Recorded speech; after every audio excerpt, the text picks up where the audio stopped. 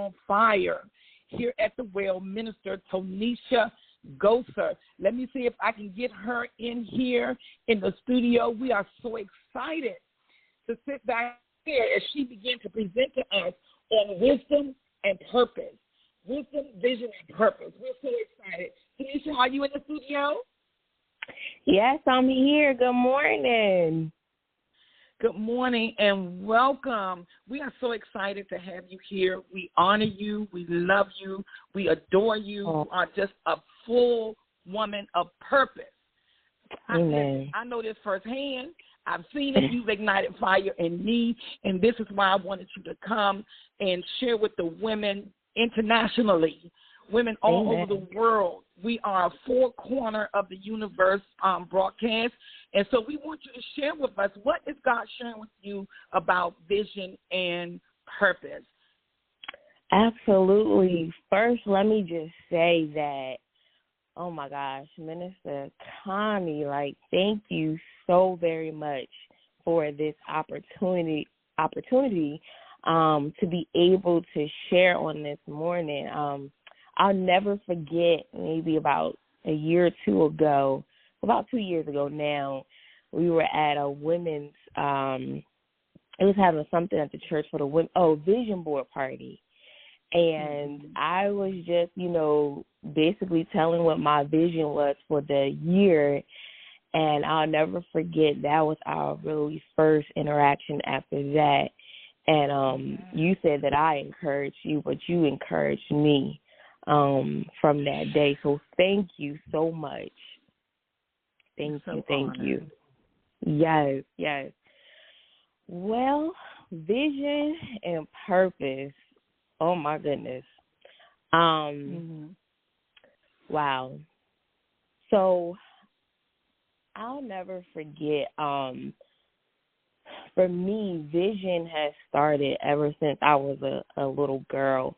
The first 7 years of my life, well, first of all, I was born and raised in the church. And the first 7 years of my life, my mother was the women's ministry leader. And she would take me to all the meetings, whatever the women was having, I was there. And she put me amongst great women. And so I mimicked them as a child. And I never forget, I think I was about 5 years old. I told my mother, at that time I had a vision that one day I was going to be married, and I was going to marry a preacher. And we fast forward, and here I am, 36 years old, and I am married to a preacher. And a powerful preacher at that. Yes. Yes. To God be the glory. And so for me, that is when I began to, without even being knowledgeable of it, knowing what, kind of vision is, and setting it for myself in my life, even at 5 years old. And it has carried on even until now. As I said earlier, a few years ago, it was laid upon my heart to publish a journal for women. And I've always been one to, I've loved journals. I love the fact that you're able to just, just put whatever and write it down, whatever comes to mind, whatever the Lord is laying upon your heart.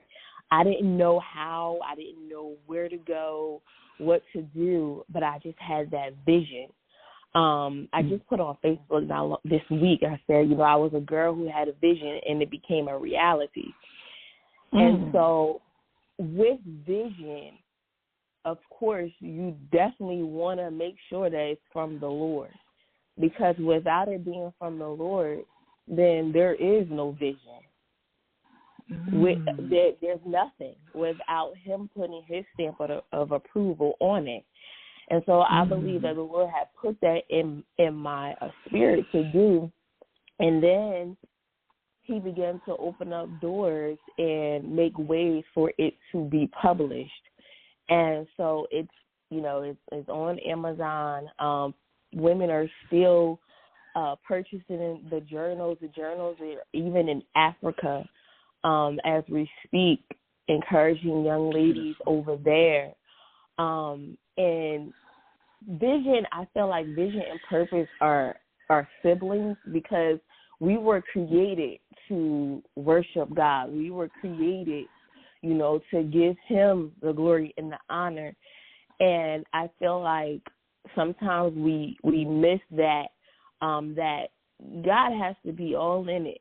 And when you are doing something in his will and in his timing, then you're fulfilling the purpose of God, for your life.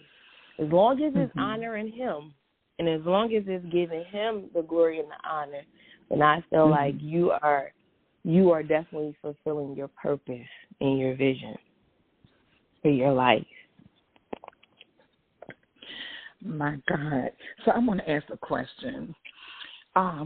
So you said at 5 years old, my God, you could feel the birthing basically of vision beginning, because you said it was a gift from God. So it was a seed that's been planted in you early, and pre-exposure does help.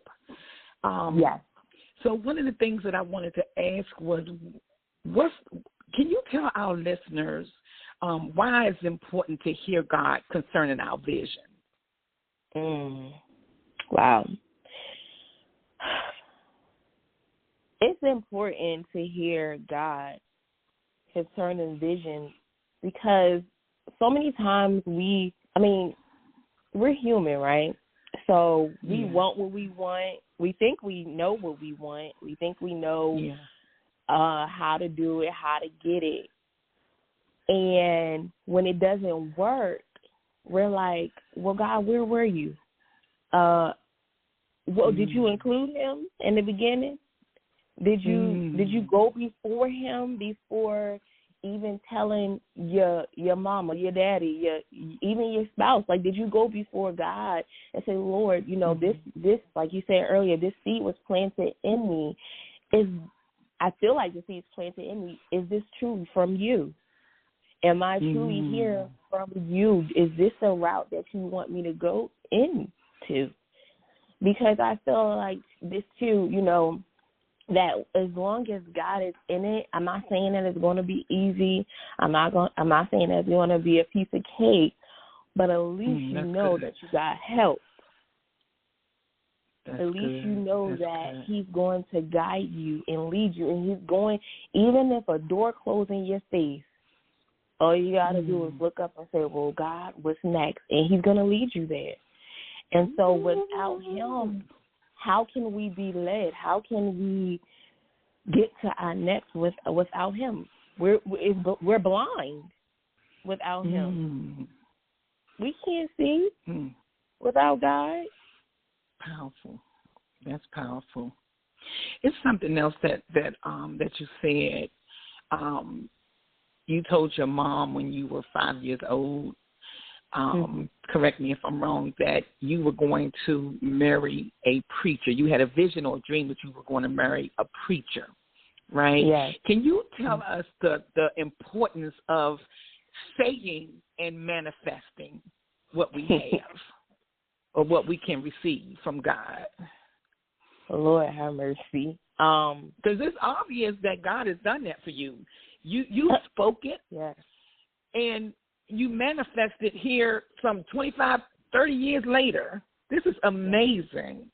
My God, the importance of saying stuff and allowing God to manifest it in our lives. Come on. Absolutely. Like, we have to be ever so careful of the words that we speak. Again, 5 years old, I really didn't understand the magnitude or even what I was saying. I just knew what I saw at that age. And so, and as you said earlier, it's very important. So if there's any mothers on here, it's very important of the company you keep, who you put your children around, where you take your children to. You have to be ever so careful and protect, try your best to protect, your kids from who you have in their circle, who you have them around. And so I believe that the environment that my mother had me in, it definitely cultivated the vision that I had. And so, again, at 5 years old, I told her, I was like, I'm going to marry a preacher. And I never, I said that at 5. I knew, and as time went on, she would remind me of what I said. And when I went off to college at Delaware State University, that's where I met my husband at the age of 18. Wow. I met him. This is almost like a fairy tale. This is amazing. Yes. My God. Those words that were spoken at 5 years old, at 18, I was sitting in the face of what I spoke over my life at 5 years old. So some 13 years later, here it is. You got the love of your life, and y'all are so cute together. First of all, let me clarify. And we just love him to pieces. He's one of our favorites of all.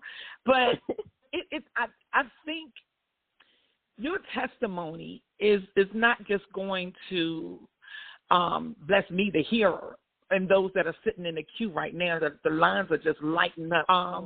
But this gives women hope that even as a child. But I want to put a pin right there real quick. So I want to go back because you said something. Oh, you are packed. Let me just say that. You are packed. Okay. Because pre-exposure, this goes back to mom. Pre-exposure, practice. You said mimic. I mimicked what I was surrounded by.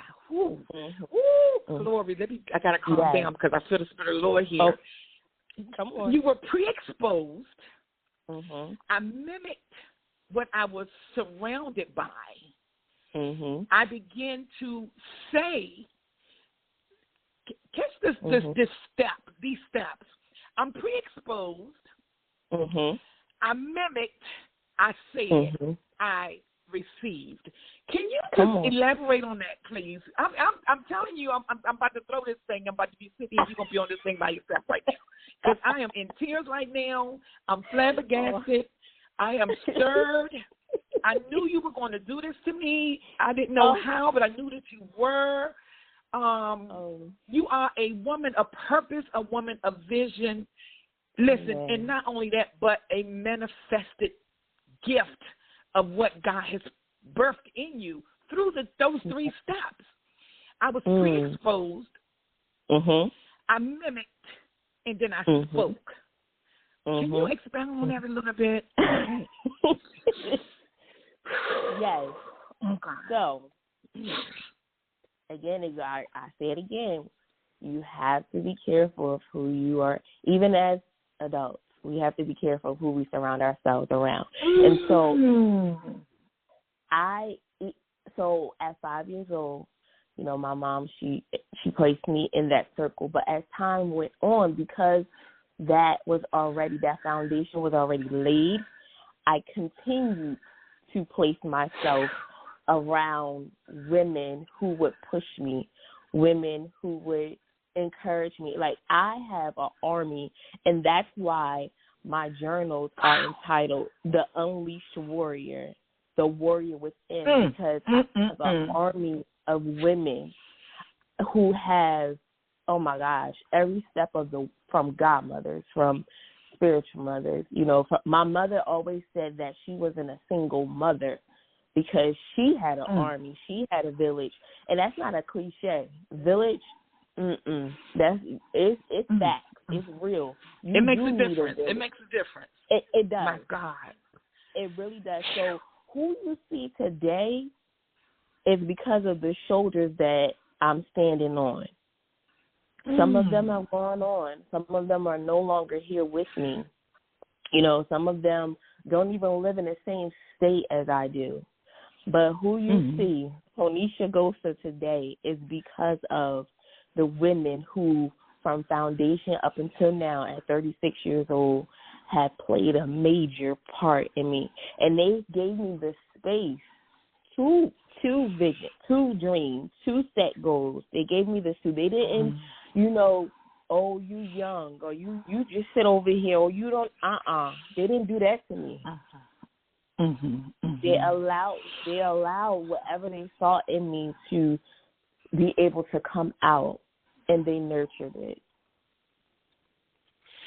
Tonisha, what would you say to women that have not had that, you use the term foundation laid, that have not had the foundation laid? They weren't pre-exposed. They didn't have good examples to mimic, and they didn't know what to say due to other circumstances in their lives. Is it too late? Is it something that, what can be done?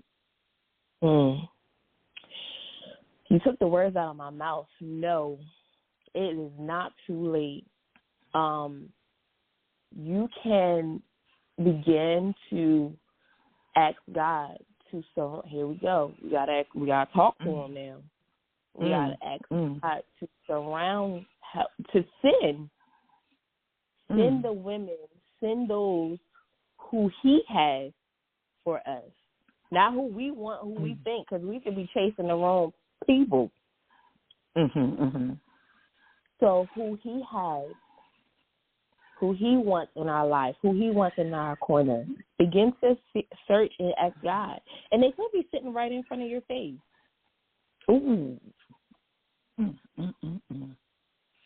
But you've overlooked them because you're looking at Kim over here, or you're looking at, Mary over there, and thinking that, no, I want this person. I want, but who, did y'all say that person is supposed to be, the one that pushes you to the next? So ask God. My God, that's amazing. That one of the things that you say you got to talk to them. You got to talk. And yes, and that's important. And one of the things that we emphasize on here at the Well, and we're constantly encouraging our listeners, you must first believe that He is. Yes. And that He is a rewarder of them that diligently seek Him. So that's really what I hear you saying in a plain and simple, I can get it kind of way. You must first believe that He is, and that He's a rewarder of them that diligently seek Him. This is powerful. Tell us about your journals. Okay, so first of all, they're fabulous.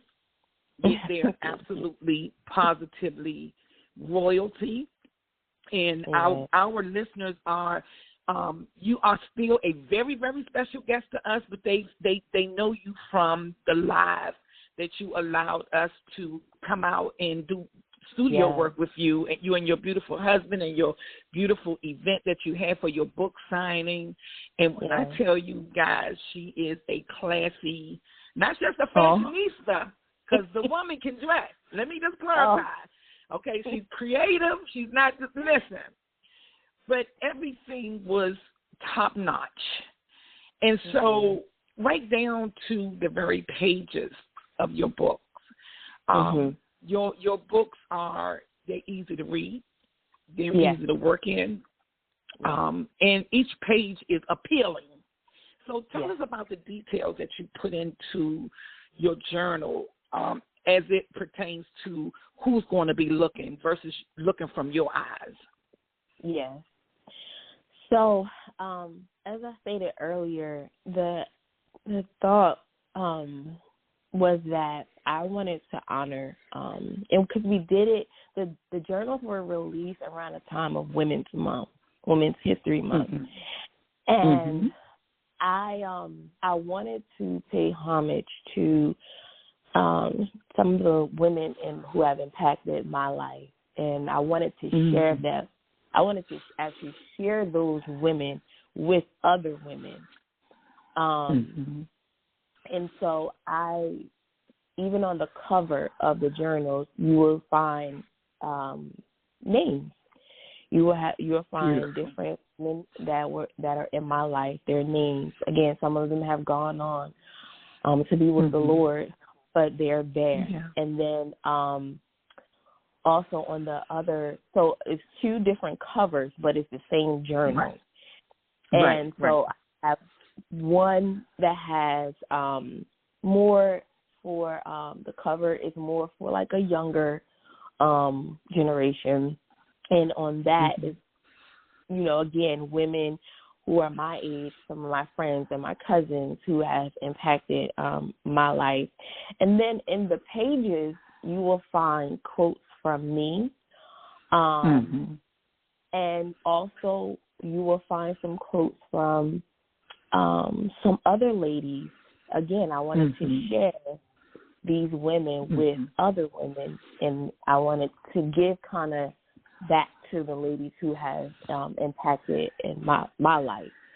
And so I wanted to make it a journal of simplicity. I wanted to be simple. I didn't want a whole bunch of words coming from me or anything like that, because I wanted to give space. We go again, space for whoever the writer is to be able to be free, but to also have a little encouragement on the other side of the pages to say, I'm a warrior. I can make it. Don't give up.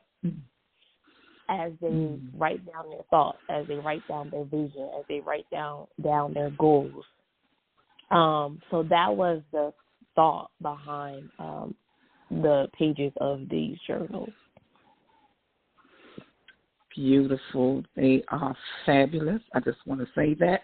And you keep saying trigger words to me, so you're triggering me all over the place right now. So a word that you just used is you wanted them to be able to use their own creativity, but you also mentioned goals, the importance of goals with vision and manifesting. Will you just kind of elaborate just a tad bit on that?